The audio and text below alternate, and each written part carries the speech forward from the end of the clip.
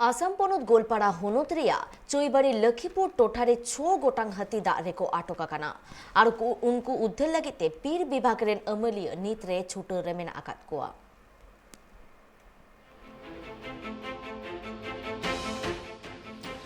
बाडाय ओकना आसाम टोठा रे दो अडिगान गी बीर गजार मेना आकादा और ओना बीर गजार कोड़े मारंग मारंग हाथी को मेना आकादा जहां दो मिटांग घाडला रे मिटांग पुखरी रे तुरुई गोटांग हाथी को बोलो आकना और ओंडे खन बांग को उडुक दाड़िया कना।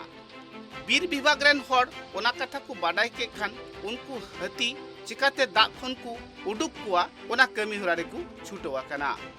नुआ चितर दो जेलेना आसाम पनत गोलपाड़ा हनत चौबाड़ी लखीपुर टोठारे हुया कना। नुआ कथा हो बाडायो कना झारला झरले सितुंग खातिर ते अड़ी ललोगी बुझेव कना ओनाते उनको हाथी दो उना दाग रे को फेड लेना मेनखान ओना दो हड़ को ला लेआ और ओना दो दाड़ांग गिया ओना पुखरी दाड़ांग गिते ओंडे खन आर उनको हाथी दो बांग को राकाब दाड़िया कना। उनको हाथी ओना पुखरी खन चिकाते को राकाब कोआ ओना रिया गुणन चिंतरगी हड़ को पड़ावा कना।